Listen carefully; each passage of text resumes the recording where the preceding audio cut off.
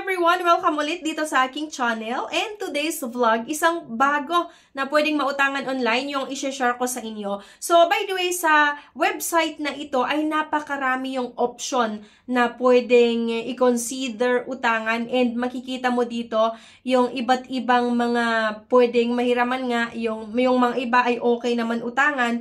So, ang maganda kasi sa website na ito ay makikita natin yung comparison kung magkano yung pwedeng mahiram at yung mga terms na ino-offer ng bawat pautangan online. Okay? So, sinubukan ko siya mga beshies. In-explore ko yung website na ito. So, kung gusto nyo din na i-check mga beshies, ilalagay ko na lang din yung link sa comment section and sa description below. So, pwede nyo i-click yung link na yan para explore nyo nga, ma-check nyo yung website na ito, yung site na ito, and kung sa tingin nyo or meron kayong nagustuhan na pwedeng utangan, then pwede nyong i-go. Bago ang lahat, meron muna akong pa-good news kasi sa bawat video na ina-upload ko nga, ako ay nagpapag-giveaways hanggang 10,000 pesos. So, ang kailangan nyo lang gawin mga beshies, i-comment kung ano yung napanood mo regarding sa video. At ako ay mamimili via YouTube comment picker kung sino yung ating mabibigyan sa ating pa-crush giveaway. So, maaaring magbigay ako ng 1,500, 200, or 100 pesos. And here nga mga beshies, itong Creditify, yung i-share ko sa inyo. So, yung link na makikita nyo sa comment section and sa description below. Pwede nyo i-explore yung link na yan. So, pagka-click ko nga, ayan, makikita mo yung Get a Loan Today for a Better Tomorrow. So, up to 25,000 pesos yung pwedeng mahiram. Pero bago yan mga beshies, same sa mga loan app na na-install natin na kailangan mag-input or maglagay ng valid mobile number and then yung email address. Dito pala mga beshies, kailangan yung valid email address yung ilagay natin. Hindi pwede yung gawa-gawa lang. Kagaya nito, naglagay ako ng email address na, ayan, san@gmail.com pero hindi pala pwede. Kailangan pala talaga yung valid. So, ayan, amawaniana@gmail.com. So, nag-okay siya. Enter your first and last name. So, ilalagay lang natin dito, syempre, yung ating pangalan. At by clicking finish, you agree that this acts as your digital signature, that you accept the terms of use and the policy. So, dito mga beshies, pagka-submit ko nga ng aking loan application, makikita mo dito yung iba't ibang option nga. Yung iba't ibang mga pautangan online or nagpapautang online. And then dito makikita mo kung paano yung mga loan tenure, yung total repayment, yung loan amount. Pero kasi mga beshies, pagka-check ko, parang itong mga ano naman, yung mga ibang nandito na nagpapautang online, based on my experience or sa kada-download ko ng iba't ibang mga loan app, kapag first time na umutang, hindi naman talaga agad-agad nagpapahiram yan ng hanggang 30,000 pesos or malaking amount. Kapag first time na umutang, mababa yung ino-offer, halos na sa 1,000, 2,000, 3,000. And then, ayan, tataas na lang yan kapag utang ka ng utang. Pero syempre, hindi ko kayo ni-encourage na umutang sa iba't ibang loan app.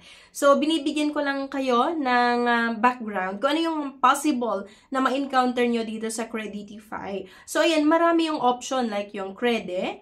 Ayun nga, merong nakalagay na amount up to 25,000 pesos. Up to 6 months yung period in consideration, up to 10 minutes daw magkakaroon ng status ang inyong loan application. So, meron pa itong Digido or Digido. So, up to 10,000 nga lang daw yung pwedeng mahiram, up to 6 months yung period and consideration up to 12 months. So, meron pa dito like itong name, phone number at yung loan tenure nga. So, yun, makikita yung mga terms, yung pagkakaiba ng terms at yung approval time. Ilang oras ba pwede ma-approvehan ng inyong loan application? Kagaya nitong isa, Finpag, ayan.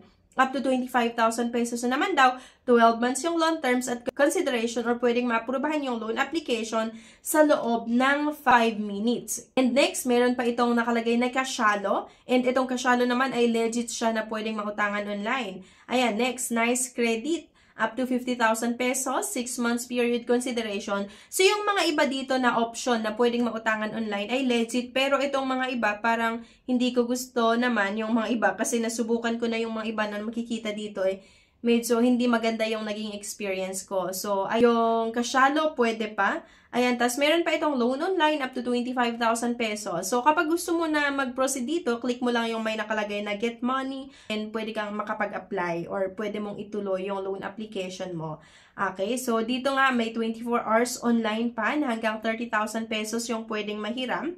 Low interest loans, easy repayment without stress, flexible repayment plans to suit your lifestyle, no paper documents are required, share it with the friends. And next, ito, Pondo Pinoy. So, marami actually mga beshes, and meron itong nakalagay na important disclosure. Please read carefully. So, person facing serious financial difficulties should consider other alternatives or should seek out professional financial advice. This website is not an offer to lend. So, by the way, itong Creditify.ph ay hindi po ito mismo yung magpapautang sa inyo. Kung dito lang sa Creditify, makikita nyo yung pagkakaiba pagdating sa loan amount, pagkakaiba sa payment terms at pagkakaiba sa processing time. Para siyang third party nung iba't ibang mga pautangan online na kung saan makikita nyo yung pagkakaiba ng iba't ibang mga loan app, then doon kayo mamimili kung ano nga ba yung gusto nyong utangan. Creditify.ph is not a lender or lending partner and does not make loan or credit decisions. Creditify.ph connects interested persons with a lender or lending partner from its network or approved lenders and lending partners. So, Creditify.ph does not control and is not responsible for the actions or inactions of any lender or lending partner, is not an agent, representative, or broker or any lender or lending partner, and does not endorse any lender or lending partner. Creditify.ph receive compensation from its lender and lending partners. Regardless, Creditify.ph service is always free to you. You are urged to read and understand the terms of any loan offered by any lender and to reject any particular loan offer that you cannot afford to repay or that include terms that are not acceptable to you. Okay? So, itong Creditify.ph nga, hindi siya talaga yung magpapautang. Okay? Kundi ito lang ay ino-connecta lang, di ba, yung persons dun sa iba't ibang mga pautangan online nga.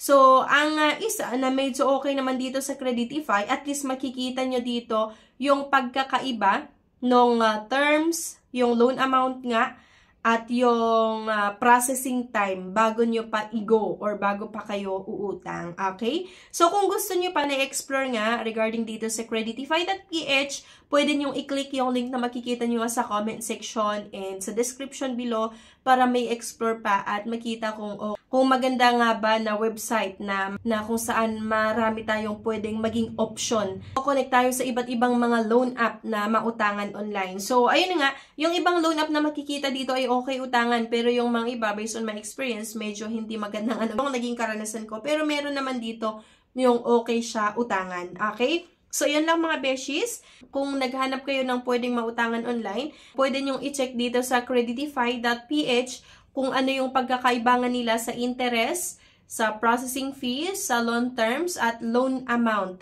Okay? Bago nyo i-go na umutang. So, yun lang mga beshies. Anyway, thank you for watching. Please don't forget to click the subscribe button. Sana i-like nyo din po yung video at huwag nyo kalimutan na i-share. Thank you at see you sa aking next vlog. Bye!